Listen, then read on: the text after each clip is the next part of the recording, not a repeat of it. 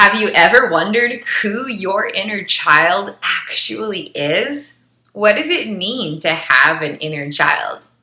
My 25th thesis statement is that at the core of every human being exists neural wiring of childhood versions of themselves. And I'm really excited to explore this in depth. The third way that implicit memory wiring affects our inner child is by impacting brain-body regulation.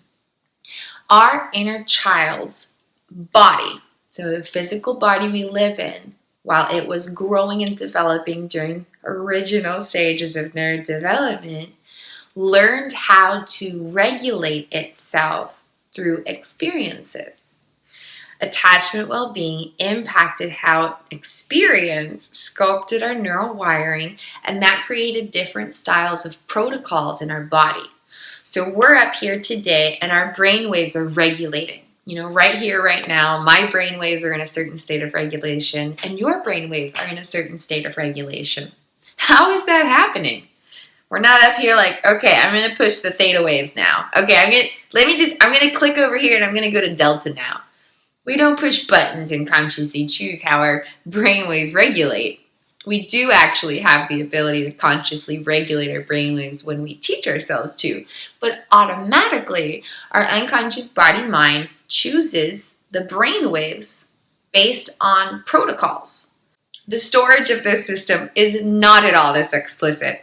But for sake of conversation, you can kind of imagine your brain-body system as having this big hall of shelves, okay? And there's all kinds of information. And then you've got this little housekeeper dude, and he's going through and he's like, okay, well, I'm gonna hear and I'm gonna help the brainwaves know how to regulate. Let me see what we have on that. And he goes through the little file cabinets and he's like, okay, we've got a card here and it says brainwave regulation.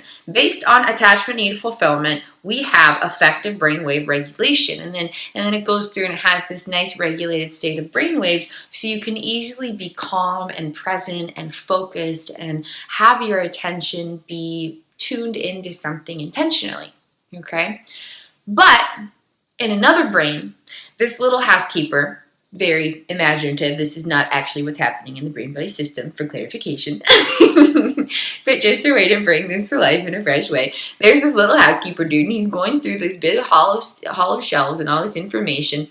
His neural wiring is storing all this energetic intel. And he's going through and he's like, okay, I'm here to help figure out how to regulate the brainwaves. Let's see what we got here. Pull his shelf out. Okay, we've got the associated card, brainwave regulatory protocol. Based on severe unfulfillment of attachment needs during past experiences, we experience profound brainwave dysregulation. And the brainwaves might be in a really low energy state where you basically feel like you're daydreaming and sleepwalking and you have all this inner reality happening, but you cannot connect with external reality. Or there's really high brainwave dysregulation and then everything's super racing and super fast and there's so many thoughts going on and you're in a manic state almost and everything's really anxiety provoking and everything's happening so fast and it feels like this is the pace at which your brain is talking to yourself. Everything's happening so fast inside, there's so much happening, you can't even think on one thought because then there's 20,000 thoughts going on. All of that is impacted by our state of brainwave activity. But how our brainwaves know how to automatically self-regulate depends on the protocols stored in implicit neural wiring. And that sculpting is completely, profoundly, and expansively dependent on attachment well-being. Brain hemispheric balance is another example. How does our left brain know how to sustain communicative connectivity with our right brain? Okay, neuroscientifically, they're talking through the corpus callosum, this bundle of nerve fibers in the center of our brain that connect the two hemispheres. But what regulates that communication? If the corpus callosum is how they communicate, how does the brain know how to use the pathways that exist? So we've got these two brain hemispheres. How does this one know to use the corpus callosum to talk to this brain hemisphere and vice versa? The protocols of that regulation and internal balance directly stem from the protocols stored in implicit wiring based on attachment well-being. And so when there's a whole bunch of years with a whole bunch of unfulfilled attachment needs, then the two brain hemispheres might not be very good at communicating with one another. Even if the corpus callosum has effectively developed and there is a bridgeway between the brain hemispheres, the two brain hemispheres might not know how to use that bridge because there's not effective regulatory protocols to guide the brain hemispheres to automatically do that. How the prefrontal cortex engages, how all the different nervous systems engage, the central nervous system, autonomic nervous system, somatic nervous system, the endocrine system, all the different systems, how our respiration is, how to go, all the different features of our brain-body experience unconsciously depends on the well-being of these regulatory protocols. And that directly correlates with implicit neural wiring, especially implicit procedural memories. They carry these protocols, these action patterns of internal activity based on attachment well-being. So, our inner child experiences the regulatory protocols from early childhood. So we're up here as our adult self, and we might have access to regulatory protocols from more updated information. But there's a whole bunch of stuff going on inside of us. We're not just this one super simple person experiencing this one super simple moment. The human experience is far too miraculously complex to ever be limited in such a way. Instead, there's an infinite amount of miracles simultaneously occurring. And while our adult self is up here within direct perception of our mind, our inner child is actually much more closely affiliated with the unconscious body. And they, the aspects of our consciousness comprising our inner child, are experiencing life in relation to regulatory protocols from early childhood. And this may manifest in an infinite myriad of ways, affecting life in really subtle ways, not affecting life at all, or affecting life in very dramatic and profound ways, just depending on the infinite variables creating personal experience. For example, as a present-day adult self, you're navigating through life and you're smelling roses in a garden, for example. Who you are today knows, logically, I am a tall person, I am a big person, I am a grown person, I am an adult, I am a powerful, large being, right? You understand that you have the power of an adult, okay? The inner child doesn't necessarily know that, okay? The inner child doesn't necessarily know that you're a big, strong, grown adult and you have like a whole bunch of power because you're like a grown adult. The inner child might not be connected with that truth or that reality. So then a little bee comes buzzing up to this person smelling a flower. In that moment, the adult self knows, logically, I'm a big, tall person. This bee is like the size of my thumbnail. It's minuscule. It's nothing. It's a teeny bug. I'm not afraid of it. I'm a grown adult. Like, are you kidding me? It's a little bee. What can it do? Like, you know, I'm not scared of bees. But meanwhile, the inner child's like, oh my God, it's a bee. What if it stings me? In that moment, there might be a reaction of fear, but it's not necessarily coming from the adult self. It might be coming from the inner child and affecting different styles of regulation. Your heart might start racing. You might start dripping sweat. You're so terrified of this bee, and you don't even necessarily know why you're experiencing this. It's all happening automatically and unconsciously. You might consciously even observe, like, why am I so afraid? I shouldn't feel this afraid. It's just a little bee. I'm here, I'm okay, but I'm also feeling this heart racing and this sweat dripping down my body. It's because of regulatory protocols affected by implicit wiring, sculpted in relation to attachment well-being. And that energetic information might be first-handedly experienced by the inner child. If the inner child got stung by a bee when they were very young, then seeing the bee activates their implicit data, not implicit data from adulthood. And then that implicit data is affecting brain-body regulation and different styles of emotional sensations and action patterns. And that is covertly impacting present experience here and now as an adult. But the direct experience of all of that is actually coming from the inner child who's experiencing neural wiring from that moment when they got stung by a bee as a kid. Even if the adult here and now is like 35 years old. But the adult here and now will not necessarily know that the inner child is experiencing this energetic information firsthand, or that these automatic reactions are coming from neural wiring sculpted during that past moment many years ago. So our inner child experiences regulatory protocols in relation to early stages of neurodevelopment. When the inner child engages independently as its own state of consciousness, then brain-body regulation will revert to early stages of neurodevelopment, and there may be experiences of age regression. For example, early stages of neurodevelopment, all experiences come from the right brain hemisphere, while the left brain is gradually developing. During this time, the brain-body system hasn't fully learned to self-regulate. So there's chronic bouts of dysregulation as the brain and the body continue learning to absorb and create these protocols to sustain regulation while moving forward. So when a child's state of consciousness engages independently, or when our inner child is being experienced without connectivity to other self aspects, then styles of brain-body regulation directly stem from those stages of early neurodevelopment. I discussed this concept in relation to age regression, especially experienced in unique orders, or unique order of wiring within the neurobiological social engagement system, in previous thesis statements, so please do feel free to explore that. But no matter who we are or where we are at in our personal healing journey, there are aspects of ourself who are our inner child, and their instinctive experiences of life stem from neural wiring from early neurodevelopment or early stages of childhood.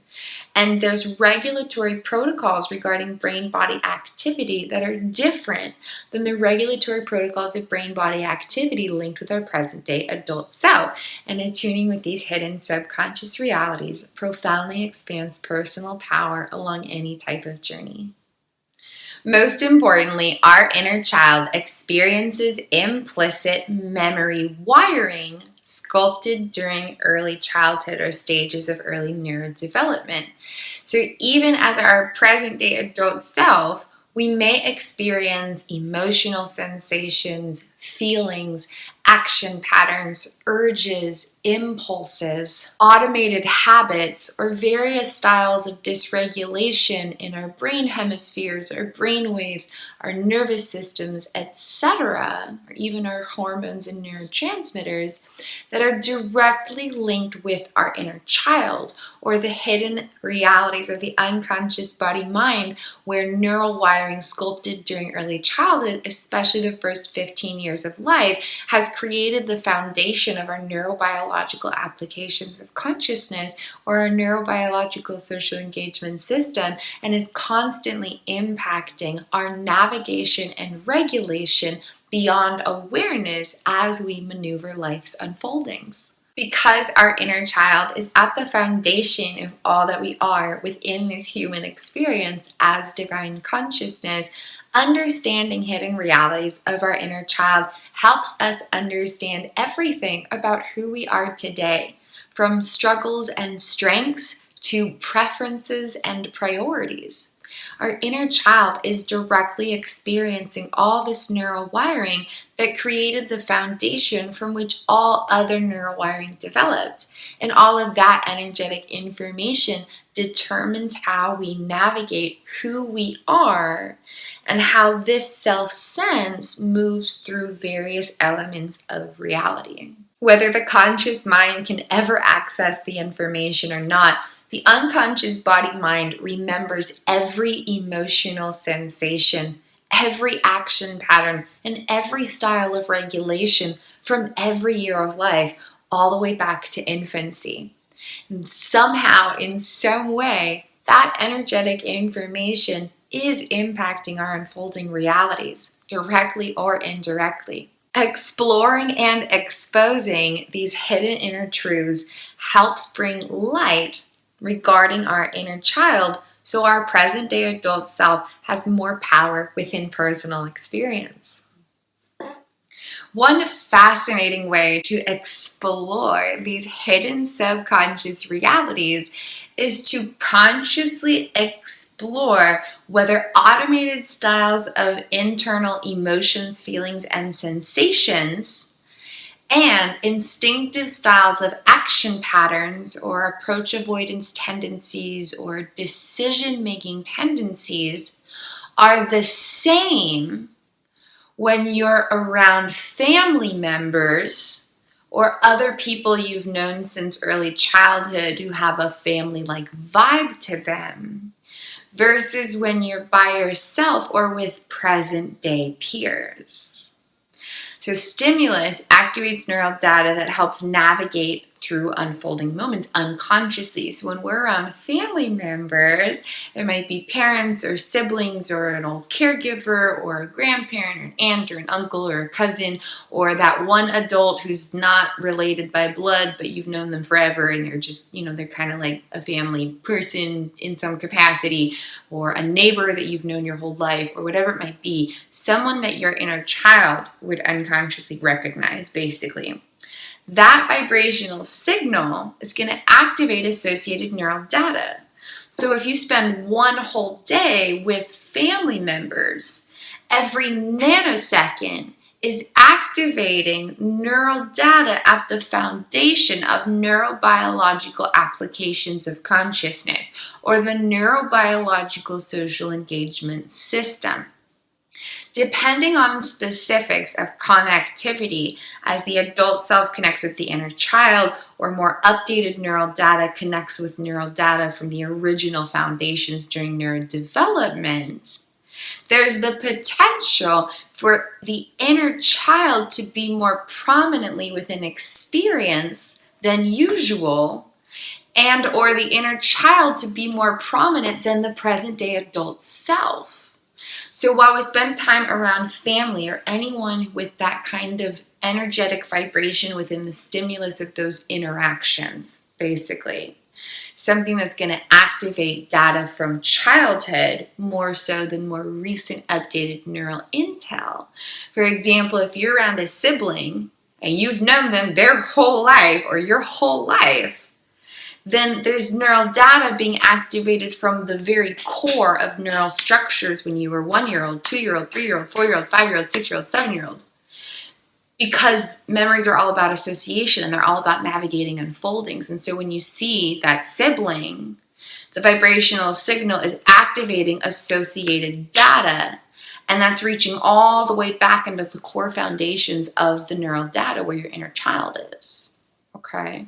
And then the unconscious body-mind is pulling its data from that region more so than other regions, okay? So interacting with different people activates different regions of the neurobiological social engagement system. When you're interacting with a family member or someone with that type of vibration where you've known them most or all of your lives, then it's going to activate older neural intel from earlier stages of neurodevelopment, which engages more of your inner child into the present moment of experience. Okay, and there can be a lot of really fascinating occurrences with this unfolding. And the longer you spend around these people, the more activations there will be. If you're around family for 5 minutes, your inner child isn't going to be super pushed to the front or anything. But if you spend a whole day with family members, every nanosecond is activating older neural intel. By the end of the day, for sure, your inner child's going to be super present. And it's about bringing awareness to these hidden subconscious realities so our inner child isn't stranded in this experience without connectivity to the present-day adult self. For example, if you're around family members and you're experiencing more sensations or emotions than usual, this could reveal unconscious activation of implicit emotional memories from childhood, where the inner child is first-handedly experiencing neural projections of the original emotions felt during past experiences. And or there might be brain hemispheric imbalance where the right brain is contributing more to the experience with a bunch of emotional sensations without complete connectivity to the left brain to provide some balance to those feelings and kind of provide context and equilibrium to those sensations. Implicit emotional memories, unconscious memories, are tricky. Our inner child is not necessarily experiencing the autobiographical particulars around the emotional sensations.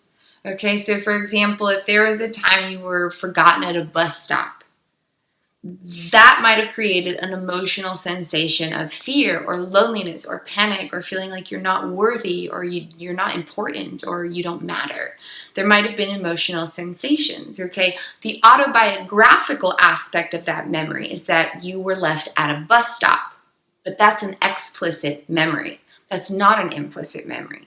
The implicit emotional memory would just be the emotional sensations, just the feeling of being abandoned, just the feeling of being stuck and trapped, just the feeling of loneliness or sadness or anger or frustration or like you don't matter or you're not important or you're not seen or you're not loved or you're not protected. Just the emotional sensation without context regarding the particulars of the experience. Implicit emotional memories just carry these raw, abstract sensations without linkage regarding the particulars of what created those sensations. So when implicit emotional memories from early childhood are unconsciously activated, the inner child is experiencing abstract emotional projections, just a feeling of sadness, but they don't know why they're sad. And that's how they're experiencing automated styles of neurobiological activity. So the adult self might be like, I don't know why I'm feeling this way right now.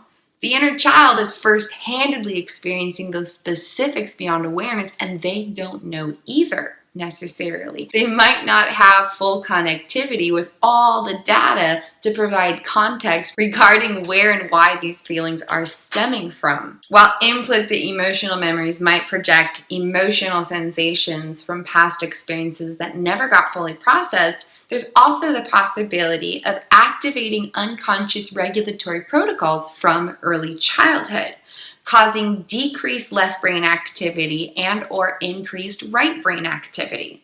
So there might be all of these different sensations without full connectivity to the facts regarding those feelings or the linear particulars regarding where those feelings are coming from and why. And so it could be one or both of these. There might be activation of implicit emotional memories from past experiences, especially those lacking attachment need fulfillment, and or there might be brain hemispheric imbalance as unconscious regulatory protocols from earlier stages of neurodevelopment are covertly activated during these experiences where the inner child is kind of pushed to the front covertly due to the stimulus of family members or people of that nature. This is a powerful practice to connect worlds and bring awareness to our inner child by observing our internal experiences, especially related with emotional sensations and action patterns, or the way we go about making decisions. Like, do you walk in the room and you join everyone and you talk with everybody, or do you avoid things and kind of find your own quiet space? What do you approach? What do you avoid? What is there a survival-based reaction to? And what emotional sensations are occurring in these processes? Bringing awareness to these automated inner realities and comparing and contrasting how they differ when we're around family members or people we've known most of our lives versus when we're by ourselves or with present-day peers can help bring awareness regarding hidden realities of the inner child. When we're around family members or people we've known a long time, it's more likely to activate the neural data where our inner child is covertly experiencing inner realities. As our inner child is pushed to the front during these experiences, the adult self has more of an opportunity to observe how they're doing and what's kind of going on in their world that the adult self might not otherwise be privy to. It's always helpful to keep in mind that the unconscious body-mind never forgets anything. For example, if you're around siblings and they used to lock you out of the house when you were a child and it was just a fun game to them, but as a child, it made you feel a lot of really unpleasant emotional sensations. Then here you are as an adult, maybe decades later, hanging out with your siblings. Being around them is going to activate all the neural data that they're connected with, meaning that the inner child, or at least some aspects of the inner child, will automatically be experiencing emotional sensations projected from the neural data sculpted during those past experiences where the siblings locked the child out of the house. So here you are decades later, you're a grown adult. It's been so many years since that happened. It wasn't a big deal. You were still safe and loved and everything. It was just a few moments of experience here and there where your siblings were just playing a joke, basically. But during those experiences, it didn't feel like a joke. It felt very unpleasant to feel like you weren't welcome in your own house and to feel like your siblings didn't care about how you were doing, etc. There were emotional sensations sculpted during those experiences. They're stored in the implicit emotional memory data of the unconscious body-mind. That data is activated while you're spending time with your siblings. Then while the adult self is up here in a brand new moment of experience, there are still aspects of the inner child feeling the emotional feelings from when they were locked out of the house all those decades ago. And this can come up in a variety of experiences. No matter what it was, the unconscious body-mind never forgets.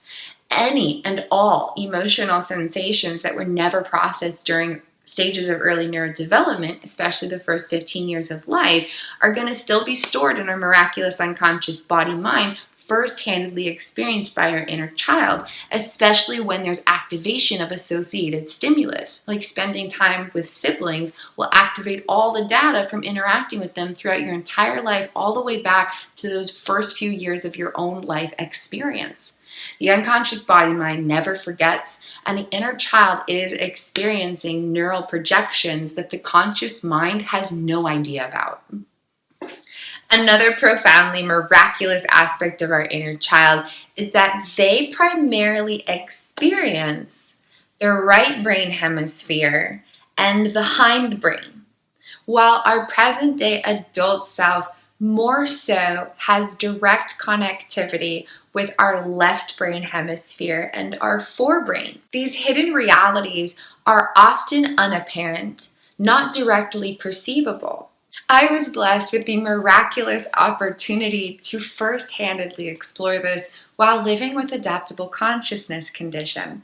My beloved inner child manifested through independent states of consciousness, ranging everywhere from infancy to adolescence. When states of consciousness housing my beloved inner child engaged independently of my adult self, especially the younger states of consciousness, my right brain and hindbrain dominantly contributed to my personal experiences, while my left brain and my forebrain became inaccessible, which means that I lost access to my short-term working memory and my language centers, among other particulars. So even though this created challenges in everyday life, it provided me with such a miraculous opportunity to explore the neurobiological structures of our inner child. When we're young, our right brain hemisphere and our hindbrain are the first that start developing.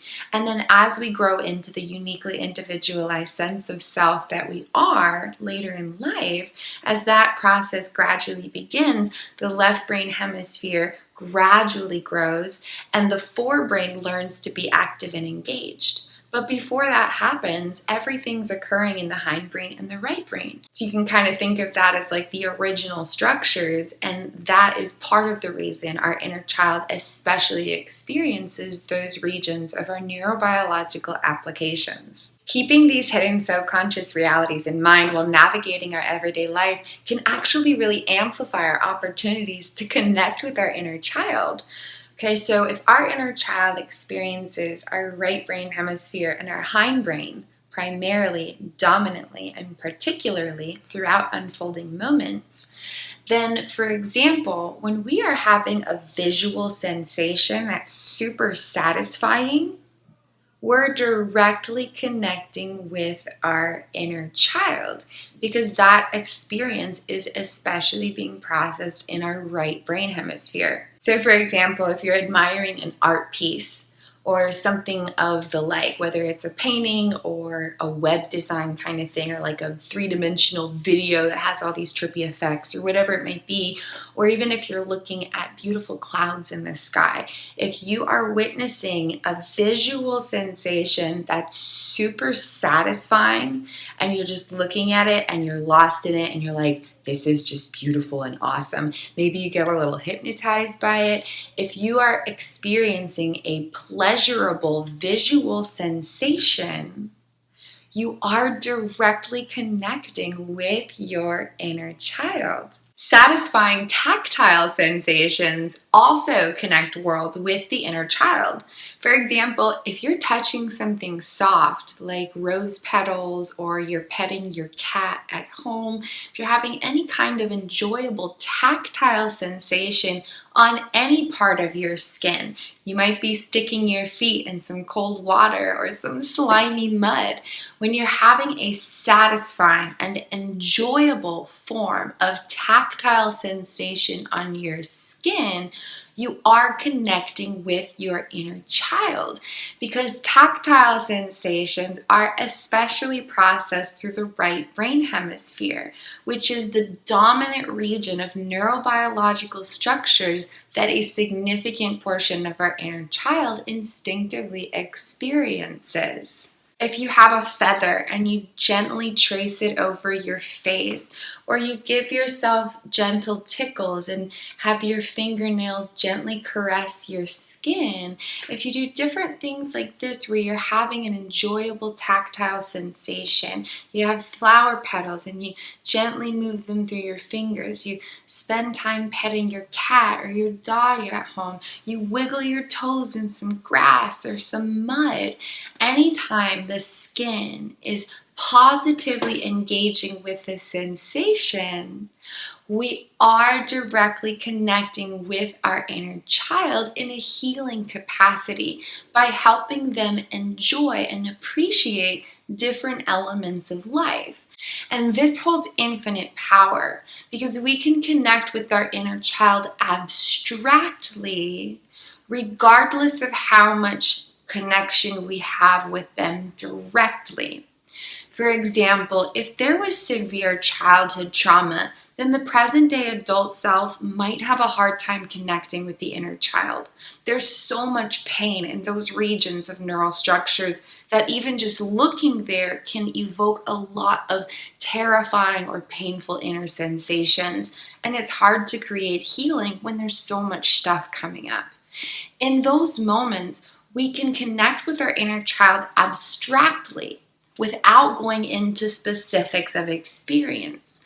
You don't have to look back at details of childhood to connect with the inner child in the present day, which expands healing potentials along any type of healing journey through life.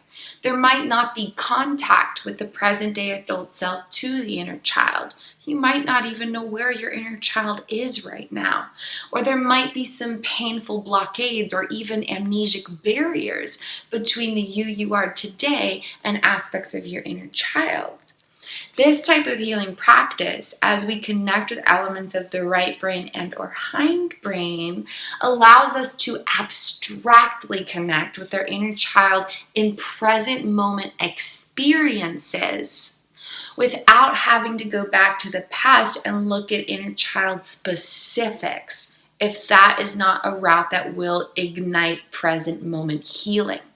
So when we connect with enjoyable tactile sensations or visual sensations or both, and we're especially focused on the feeling of the present moment experience. For example, you're looking at a flower and you're having it be really close to your eyes and you're really focused on all the details of it and you're just amazed by the intricate wonders of this flower and you're touching the flower petals and you're just in the moment of this feeling of experience.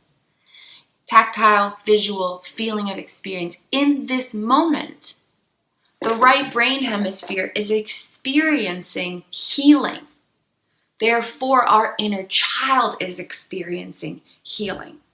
So it's an indirect way to directly connect with our inner child and create healing moments in everyday life that can provide empowerment for those aspects of our self-essence, whether we have direct access to them or not. Another distinct characteristic of our right brain hemisphere is that it's really focused on the feeling of experience.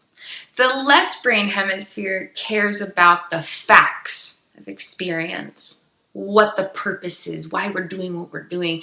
But the right brain hemisphere really just cares about how it feels. When we create space to connect with positive sensations within the feeling of our present moment experience, we are connecting worlds with our inner child and creating healing moments for them. For example, while eating, if we take every bite like it's the first and the last bite we'll ever have, we are fully absorbed in the power of the now and focused on the feeling of each moment of experience. In that process, we are connecting with our inner child in a way that can help them feel healed and restored and liberated. Automatically, while moving through moments, we might be eating and it's just another bite of another meal. That's the fact of experience, though. When we can let that go and playfully explore every bite, like we've never seen a bite of food before, and eat it with the enjoyment as if it's the last bite we'll ever get to have, we are powerfully connecting with the feeling of each moment like it's brand new. And that process can create healing within our neural structures and help liberate our inner child. The more we use our imagination in this process, the more we can lovingly connect with our inner child. It takes a little bit of practice for the adult self to be vulnerable within itself enough to have the open heart to experience the fullness of this type of practice. Okay, when you pick up a bite of food, your heart has to be so powerfully, profoundly wide open to marvel at it like you've never seen food before. And to have this playful curiosity, like you are a child seeing the world for the first time through fresh eyes. Like, look at all the shapes and the colors and the designs. And you know, I'm imaginatively holding a spoonful of food up. I'm not scraping my hand, just to clarify this. I'm imaginatively holding a spoonful of food up to my mouth. Okay, you're looking at your zucchini and you're looking at the carrots and whatever it is in this spoonful of food. Like, look at all the textures and the shapes and the colors, and like this stuff just grows out of the ground and then like it goes into like a dish, and now like I'm here about to eat it so I can nourish my body. Like, this is a miracle. And then you eat the bite of food and you're like, oh my God, the taste and the textures, like there's so much happening right here. Like my tongue is sending all these signals to my brain, and like this living food that like grew from the ground is now nourishing my body. And there's like the way this thing tastes different from this part of the meal, and the way that this part has a different texture from this part. Like, this is amazing. When we open our heart and fully submerge ourselves into the feeling of present moment experience in this way, we are profoundly healing and liberating our inner child, even without directly connecting with those aspects of ourselves. For example, we don't have to look back at who we were and what we were doing and what life was like at age 10 to lovingly connect with that aspect of ourselves in this present moment experience. So when we're focused on the feeling of present moment experience, just fully submersed in the power of each now moment, like it's brand new And it's a moment that will never happen again, which makes it really special to share with your inner being. We are creating healing for our right brain hemisphere and for aspects of our inner child. I'd like to clarify here that as we focus on the present moment feeling of experience, it only creates healing for our inner child when it's the feeling of present moment experience in its purest form. Okay, a lot of times, the present day adult self is trying to enjoy the feeling of experience by escaping aspects of the self. Okay, and that is very different from focusing on the feeling of experience in its purest form to connect with the inner child. I want to just clarify this. It's very important that we understand the difference between these types of experience and how it impacts our inner being. Oftentimes, the present day adult self will try enjoying the feeling of experience by escaping aspects of the self. For example, if you go out drinking, you might be thoroughly enjoying the feeling of present moment experience, but you're not fully connected with all that you are. So it's a form of enjoying the feeling of experience through escapism. You're escaping aspects of yourself rather than connecting with aspects of yourself. So that process will not create healing for the right brain hemisphere or the inner child. In contrast, focusing on the present moment feeling of experience in its purest form might look like seeing a bird fly overhead and just being awestruck and amazed by it. You see a bird and you're just like, there's a creature with wings flying in the atmosphere above me. Like, what? That's amazing. So our inner child focuses on the feeling of experience in its purest form. The clouds in the sky, the little bugs in the grass, a bird flying overhead. That is a very different focus on the feeling of experience than an experience where you're focusing on the feeling but with a sense of escapism. Okay, just wanted to clarify that our inner child likes to be fully present in the moment in the purest form, without conditions, without limitation, without restriction, and with total connection of loving presence with the self and with the moment. Whether we are consciously connected with our inner child or not, they are always focusing on the feelings of experience in each moment.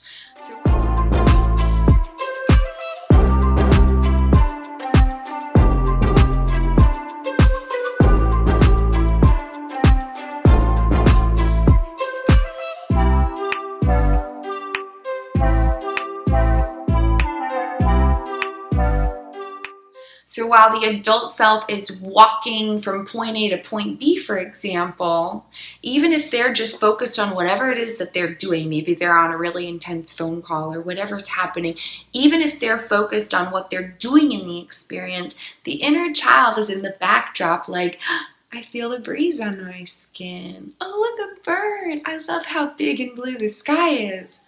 That is something that's already happening covertly in the backdrop of our unconsciousness.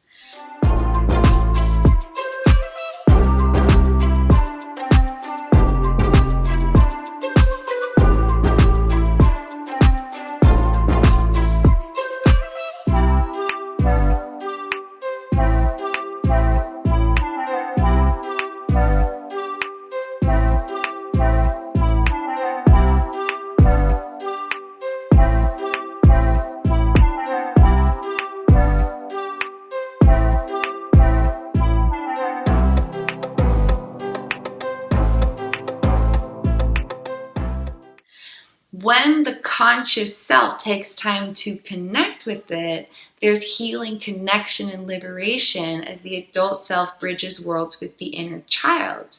If the adult self is just up here focused on the fact of whatever it is they're doing, they're missing a profound opportunity to connect with their inner child who is experiencing the breeze on the skin, etc., whether the conscious self connects with it or not. So every moment that we can quiet our monkey minds and connect with the feeling of experience, those everyday little moments that we might miss just because we're busy doing whatever it is we're doing, we are creating healing, loving liberation for aspects of our inner child. Our inner child is already experiencing the backdrop of our unconsciousness. When we consciously connect worlds with that in a loving way, we connect with our inner child. When we're experiencing elements of the hindbrain, we're directly linking worlds with the spaces of our neurobiological structures where our inner child or aspects of our miraculous consciousness and self-essence who are experiencing the foundations of our neurobiological structures, we're engaging with the spaces that they primarily inhabit. And so, for example, if we're climbing a tree and we're feeling the different elements of balance and orientation, right? So if you're just standing, like, that's one thing, but when you're climbing a tree, you have to be oriented to where you are in relation to the branches, or you might like hit your head on a branch or something.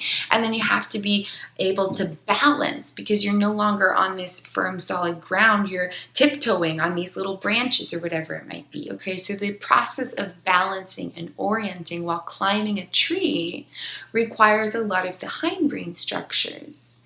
And so when we're climbing a tree and having that process of being present with our body while we're balancing and self-orienting, we are directly connecting with our inner child because we're linking worlds with their neurobiological structures. Through my case study ventures, I discovered that our inner child primarily or especially experiences activity in our right brain hemisphere and our hindbrain. And just keeping this in mind while navigating life can amplify personal power. So our present day self has more opportunities to link worlds with aspects of our inner child. So who is our inner child? From one perspective, our inner child is comprised of an infinite number of subconscious parts or parts of consciousness who primarily experience neurobiological activity of neural data from early childhood. Parts of consciousness beyond our direct perception and immediate awareness are immediately within the neural information from infancy. Parts of our consciousness are immediately experiencing energetic intel from toddlerhood. Parts of our consciousness are experiencing neural data projected from stages of early neurodevelopment like elementary school. All these different parts of consciousness experiencing neurobiological activity or neural projections from early stages of neurodevelopment comprise our inner child. Keeping these hidden subconscious realities in mind while navigating our everyday healing journeys of life profoundly expands healing potentials as we connect much more deeply with the consciousness that carries us and create moments of healing, restoration, transformation, and liberation. This can also actually really help us understand ourselves. And then the more we understand ourselves, the more that we can understand each other. For example, our unconscious body minds remember tactile and visual stimulus and various forms of somatic sensations, even from being just a few months old. If there was a certain style of fabric used for clothing and blankets during infancy and toddlerhood, for example, then that individual might prefer clothes and blankets with that same type of fabric. Even without consciously realizing it, they prefer that type of fabric because it helps them feel connected with their inner child. By engaging that form of stimulus, by feeling that type of fabric when you're wrapped in the blanket or wearing those clothings, you're activating associated neural data because memory is all about abstract associations. And then you're igniting data from early neurodevelopment with the formation of attachment development began. And that neural data is interpreting reality. So then the adult self feels close with the inner child through application of a certain style of somatic sensation or a certain type of fabric in clothes and blankets. Whether we realize it or not, our inner child is constantly affecting how we understand who we are and how that sense of identity is interpreting reality. And the more that we can explore these subconscious realities, the more that we can understand our own inner beings so that we can be there for ourselves and have compassionate space for ourselves and know how to best be there for parts of ourselves. And then the more connected we are within our own beings, the more connected we can feel with other people. The more internal connection we have, the more effectively we can connect externally. My 25th thesis statement is that at the core of every human being exists neural wiring stemming from early stages of neurodevelopment, where the unconscious body remembers everything about what it was like to be an infant. Everything about what it was like to be a toddler, from bodily postures and facial features, orientation in time and space, automated sensations of internal self-sense or how the identity interacts within itself and with outer realities, such as the instinctive way that you use your imagination. Everything that happened to contribute to personal experience during the first few formative years of life, all that data is at the core of our neurobiological applications of consciousness. Because all that data still exists inside of us, it is impacting our experiences in one way or another. Parts of our consciousness experiencing that neural intel comprise our inner child. Every human being has an inner child. Exploring further, every human being has an aspect of their inner child from every year of early stages of neurodevelopment, especially the first 15, 16 years of life. So everyone has an inner infant. Everyone has an inner toddler. Everyone has an inner child from every year of life as the brain and the body gathered new experiential elements to sculpt the particulars of these miraculous neurobiological structures. And it goes all the way through teenagehood or adolescence. So we all have an inner teenager. Everyone has an inner child, but more importantly, we all have an inner infant, an inner toddler, all the way through to inner teenager. And every aspect of our inner child contributes something different to the foundation of who we are in this human experience. Our inner infant and toddler will contribute different elements to our neurobiological structures and aspects of self-essence than our inner teenager. But all aspects of us, especially our inner child, who's at the foundation of our neurobiological applications of consciousness, every aspect of us is so important and worthy of loving presence and compassionate embrace. And when we can step into loving presence and recognize each aspect of our inner child, we start to experience a greater liberation into all that we truly are than we ever imagined possible.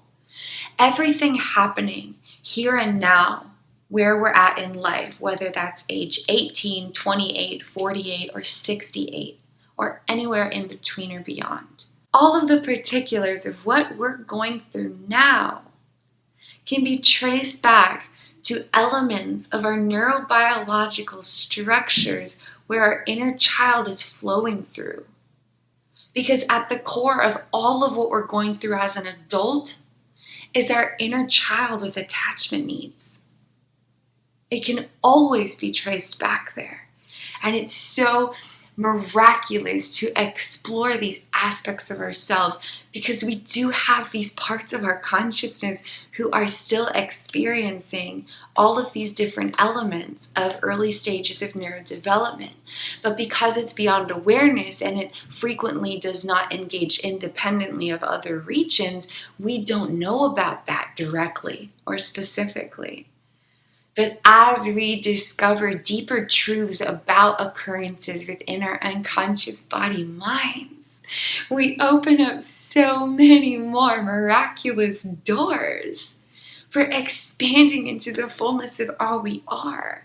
Because that's really what we're all looking for. We're all looking to have a deeper connection with us.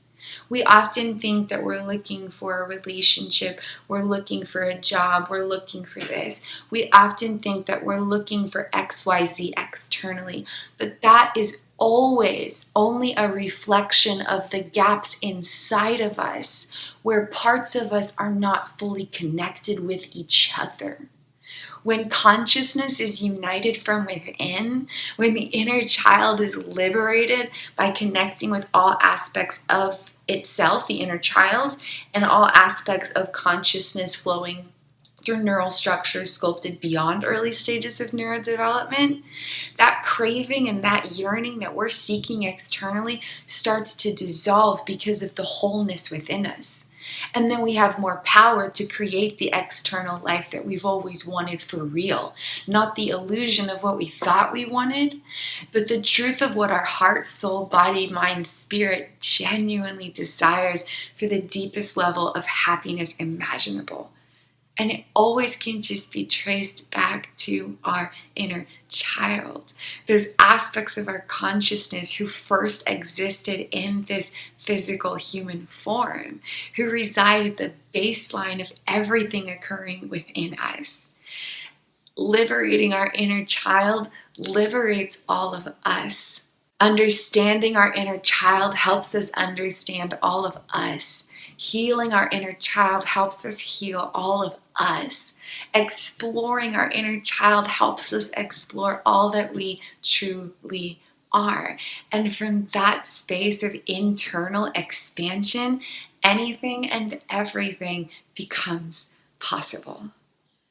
At the foundation of our neurobiological applications of consciousness, or our neurobiological social engagement system that determines how our divine consciousness flows through our miraculous brain-body system, exists our inner child.